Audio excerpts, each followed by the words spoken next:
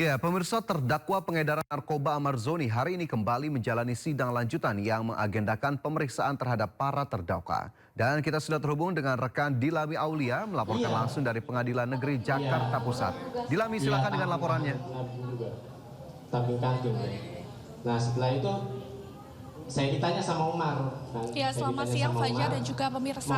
Persidangan dari terdakwa sinetron Amar Zoni dalam kasus peredaran narkotika di rumah tahanan ini masih berlangsung di Pengadilan Negeri Jakarta Pusat, di mana pada siang hari ini untuk persidangan beragendakan terkait dengan mendengarkan pemeriksaan terhadap para terdakwa, di mana selain Amar Zoni ada sejumlah terdakwa lain. Yang pertama adalah Asep bin Sarikin, kemudian Ardian Prasetyo, Andi Mualim, Muhammad Rifaldi, dan satu orang lagi yakni Ade Chandra yang harus melakukan persidangan secara online di Nusa Kambangan, di mana kalau kita melihat kembali ya, memang kelima terdakwa ini sudah didatangkan dari Nusa Kambangan ke Jakarta, yakni Lapas 2 Jakarta, untuk melaksanakan sidang secara langsung di Pengadilan Pusat Jakarta, di mana kalau kita melirik kembali pada hari kemarin saja atau pada agenda sebelumnya,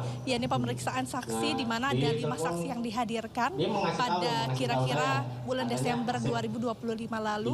Pada kelima saksi ini memang menceritakan terkait dengan keterangannya untuk para terdakwa ini. Dan kalau untuk hari ini Fajar, ini berbeda karena dari persidangan ini mendengarkan keterangan dari para terdakwa. Artinya ke-6 terdakwa termasuk Amar Zoni akan mengungkapkan cerita mereka satu-satu dengan keterlibatannya di dalam perkara terkait dengan peredaran narkotika di rumah tahanan ini, Fajar dan juga pemirsa. Dan kalau mendengar ini merupakan pernyataan dari terdakwa kedua, yakni Ardian Prasetyo, yang menceritakan terkait dengan kronologi kejadian saat dari petugas lapas menemukan narkotika yang berbentuk rokok di dalam kamar rumah tahanan. Namun begitu, masih ada keterangan dari Amar Zoni, kemudian Andi Mualim, Muhammad Rifaldi, dan juga Ade Chandra yang memang masih belum mengungkapkan keterangannya terkait dengan penjabaran kasusnya, dan akan dijabarkan pula setelah nantinya terdakwa kedua Ardian Prasetyo mengungkapkan terkait dengan kronologi kasus kejadiannya. Kemudian Fajar dan juga pemirsa, seperti yang kita tahu dari pihak penusturan kuasa hukum Amar Zoni juga, pelepasan atau pemindahan Amar Zoni dari Nusa Kambangan ke Jakarta ini difungsikan agar memudahkan dari para terdakwa ini untuk menghadiri persidangan secara langsung di PN Pusat. Fajar. Ya, baik, rekan Dilami, terima kasih banyak atas laporannya dan kami tunggu kembali informasi selanjutnya. Selamat bertugas kembali. Sidang digelar di Pengadilan Tipikor Jakarta siang hari. Sidang lanjutan ini, tim Jaksa Penuntut Umum akan membacakan tanggapan terhadap keberatan atau eksepsi dari terdakwa Nadiem Makarim dan penasehat hukum. Sebelumnya dalam eksepsinya, Nadiem membantah telah memperkaya diri sebesar 809,5 miliar rupiah lewat pengadaan Chromebook. Ia juga membantah ada pembahasan pengadaan Chromebook dalam 2 grup WhatsApp sebelum ia menjadi menteri. Nadiem Makarim terseret kasus dugaan korupsi pengadaan laptop Chromebook dan CDM periode tahun 2019-2022. Kejaksaan Agung menduga total kerugian negara akibat korupsi ini mencapai 2,1 triliun rupiah.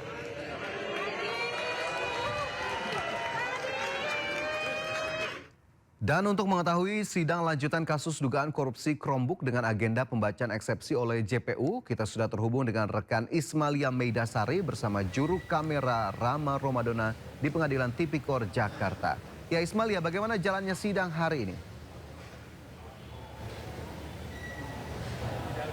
Ya, selamat siang Fajar dan juga pemirsa. Betul sekali, pada hari ini kita akan mengawal jalannya persidangan atau persidangan lanjutan kasus Nadiem Makarim, yang dimana pada hari ini kita akan mendengarkan tanggapan dari Jaksa Penuntut Umum menanggapi nota keberatan yang sudah disampaikan beberapa hari yang lalu oleh pihak Nadiem Makarim, yang dimana untuk sidang hari ini belum mulai dan akan dimulai pada pukul 1 siang yang sebelumnya dijadwalkan pada pukul 10 siang di Pengadilan Negeri Jakarta Pusat atau Pengadilan Tipikor, yang nantinya akan digelar di ruangan Prof. Hatta dan akan diketuai oleh atau akan dipimpin oleh Hakim Purwanto. Dan sebelumnya kita tahu, Fajar dan juga pemirsa, Nadiem Makarim ini didakwa setelah merugikan negara sebesar 2,1 triliun rupiah dan diduga juga atau didakwa memperkaya diri sendiri senilai 809,5 miliar. Dan pada dakwaan sidang atau pembacaan dakwaan beberapa hari yang lalu langsung disampaikan eksepsi atau nota keberatan oleh pihak dari Nadiem Makarim, yang mereka menolak bahwa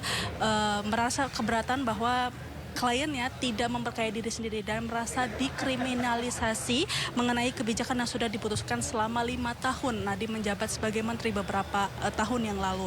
Dan juga Fajar dan juga pemirsa, nanti kita akan sama-sama mengawal jalannya persidangan. Dan selain persidangan tanggapan Jaksa Penuntut Umum dari kasus Nadiem Makarim ini, nantinya juga akan ada sidang 3 terdakwa lainnya, yakni Ibrahim, Mulyatsa, dan Sri. Nantinya akan digelar sidang pemeriksaan saksi yang sudah disiapkan oleh Jaksa Penuntut Umum. Kembali ke Anda, Fajar. Baik, terima kasih rekan Ismalia Medasari bersama juru kamera Muhammad Fakih melaporkan langsung dari Pengadilan Tipikor Jakarta. Kami tunggu informasi terbarunya kembali dan selamat bertugas kembali. Dalam penggeledahan di Kementerian Kehutanan, penyidik Kejaksaan Agung dikawal personil TNI. Mereka menyita 1 kontak kontainer besar yang langsung dimasukkan ke dalam mobil. Hingga kini belum ada keterangan resmi dari Kejaksaan Agung terkait penggeledahan di kantor Dirjen Planologi Kehutanan Kementerian Kehutanan. Sebelumnya KPK menyatakan surat perintah penghentian penyidikan atau SP3 kasus dugaan korupsi izin tambang di Konawe Utara, Sulawesi Tengah terbit pada 17 Desember 2024. Kasus ini menyeret ex-Bupati Konawe Utara Aswad Sulaiman.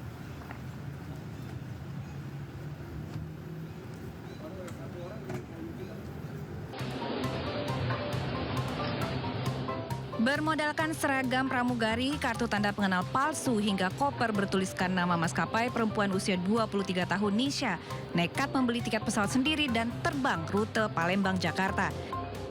Berkat penampilannya yang meyakinkan, petugas mengira ia adalah kru pramugari tambahan.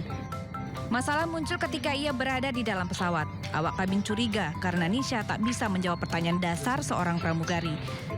Kecurigaan kru maskapai semakin kuat setelah melihat kartu tanda anggota model lama yang sudah belasan tahun tak terpakai. Sesampainya di Jakarta, Nisha langsung digiring petugas untuk diminta keterangan. Usai penyamarannya terbongkar, Nisha langsung membuat video klarifikasi dan meminta maaf. Saya menggunakan atribut pramugari dan beserta seragamnya. Dan sesungguhnya saya bukanlah pramugari Batik Air. Hingga kini belum ada keterangan resmi dari maskapai terkait. Namun lebih dari sekadar viral, kasus Nisha menjadi catatan penting bahwa ketatnya keamanan bandara ternyata bisa ditembus bermodal seragam dan penampilan yang meyakinkan. Tim Liputan melaporkan.